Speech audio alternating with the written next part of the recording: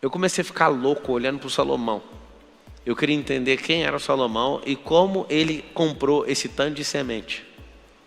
Se eu te falar que a quantidade de mulheres que o Salomão foi arrumando foi para caçar demônios, você imagina ou não? Tem gente que vai pirar, eu nunca falei isso aqui na internet. O Salomão ficava caçando um por um dos demônios, um por um dos deuses. Ele não ficou de bobeira caçando para servir diabo nenhum, não. Ele entrava nessas roubadas tudo, para interpretar tudo que acontecia na terra. Ele ficava olhando para a águia voava por cima da tempestade. Ele falava, isso aí é um negócio muito forte. Aí eu olhava para a formiga e olhava para isso. Aí eu descobri um código.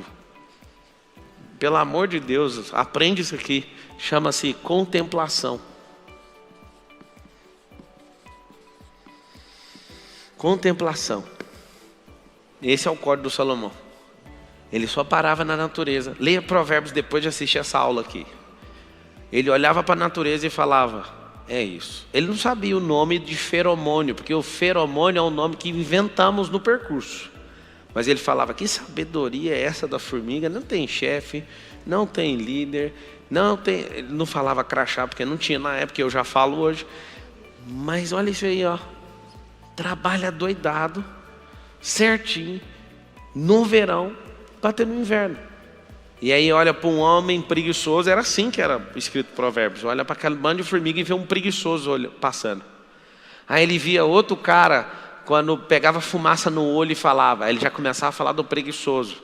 Provérbios é mostrar os princípios sendo aplicados, é a vida de alguns funcionando e de outras não. Por isso ele fala muito de tolo. Quando você vê eu dando explicação sobre transbordo, também não ouvi da boca de ninguém. Foi um dia num rio, eu querendo entender como é que funcionavam os rios. As melhores lógicas que eu já descobri da natureza foi fazendo aquela palavra lá, ó, parando e olhando. Meu Deus, não é possível. Isso aqui não precisa ser da NASA, não precisa estudar no MIT, não precisa estudar em Harvard, precisa só ser simples. Jesus deu um código. E aquelas crianças? O reino é delas. E se vocês não forem como elas, vocês não conseguem entrar. Aí eu fui tirar conclusões. Será que eu preciso ser infantil? Não. Preciso ser simples, como criança. A criança olha com muita simplicidade para tudo. E você complica demais pelo seu excesso de bloqueio e de trauma. Olha com contemplação e com simplicidade que você vai achar o âmago. É lógico. Faz só isso. Contemplação. Então, a sabedoria é uma semente. Pablo, eu não consigo prosperar. Eu sei por que você não prospera. Você não tem a semente. Pablo, mas eu tenho a semente. Qual o problema? Você está do lado de corvo. Às vezes, antes de você lançar a semente, o corvo está pegando no bolso. Alguns eram para estar plantando, e aí eles começam a plantar uma semente. Eu não sei se vocês já plantaram, mas é assim que funciona. Vai um na frente abrindo um buraco, vai o outro atrás jogando a semente. Se tiver só dois, o segundo tampa. Se tiver o terceiro tampa. Às vezes a gente vai plantar milho, a gente planta milho cruzado, duas sementes juntas. E aí a gente vai, ou então a gente vai com uma matraca, enfia na terra. E vai fazendo isso. O que acontece? A maioria dos senhores, por não entender a exponencialidade que uma semente carrega, faz o seguinte. Você planta, aí vem um corvo. Você já começa, só de você parar para olhar o corvo, você vai deixar de plantar uma carreira gigante.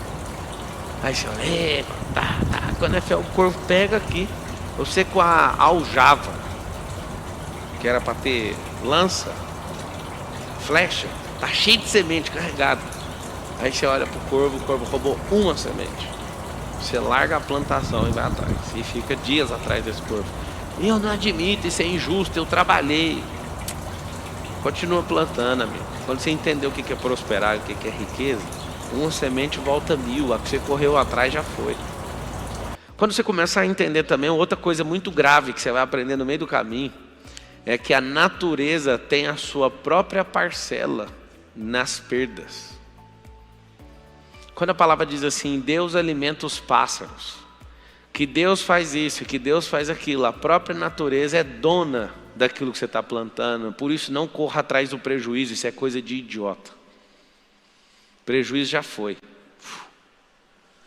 O rio está descendo para o mar. Quando você toma um prejuízo, o prejuízo nunca sobe o rio, o prejuízo desce o rio até chegar no mar. Era para você estar subindo as correntes, você começa a descer atrás de algo que já não é seu mais. Deixa embora. Eu sou formado em Direito. E quem estudou Direito sabe que a nossa formação é para aprender a ferrar os outros. Não adianta querer falar que é puro, porque não é. Você quer discutir no restaurante, você quer seu direito em todos os lugares. E aí o que acontece? Eu, Pablo Marçal, nunca movi um processo contra ninguém. Resumindo, eu estou em paz, mas uma coisa eu estou estranhando. Eu nunca fui para o ataque, nunca fiz nada, nunca fui atrás de ninguém. Uma das coisas que eu quero escrever na minha lápide é: Marçal viveu nessa geração e não processou ninguém. Nunca movi um processo contra a pessoa. Já tomei vários. E fico em paz em todos. E eu vou te falar. Por que eu não faço? Eu pus um alvo dentro do meu coração. Eu prospero tanto que eu não tenho tempo com picuinha. Ah, pá, mas o cara te deu um prejuízo de 1 milhão. Só. Eu aprendo rapidinho. Você deu um prejuízo de 1 milhão, é só uma vez. Deu prejuízo de R$10, também foi só uma vez. O seu prejuízo para mim é um diploma. Eu gosto de pôr ele na parede para não fazer seu curso mais. Quem aqui formou numa faculdade e quer repetir para pegar o mesmo diploma? Você quer? Para de ficar correndo atrás disso, é correr atrás de corvo. Lembra que corvo precisa de pegar da sua semente, porque ele não é produtor, ele não planta. Entende? Então esses que ficam atrás são corvos e você tem que deixar eles em paz, deixa eles pegar uma parte. Tanta gente perde a vida por causa de um assalto. Porque fala, não vai roubar meu carro. Isso é só uma semente, deixa embora.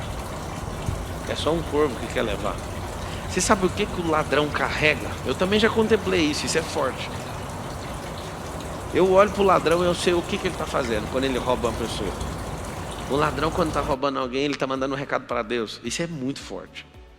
Ele está falando assim: Deus, eu não confio na sua provisão, porque o Senhor deu provisão para essa pessoa e não deu para mim. Eu vou afrontar o Senhor tomando a provisão que o Senhor deu para ela. Esse é o recado que um ladrão dá para Deus todo dia. Ele não confia na provisão de Deus. Então ele fala: como o Senhor não proveu para mim, proveu para ele, minha briga é com o Senhor. Aí pega um coitado do meio da rua e toma.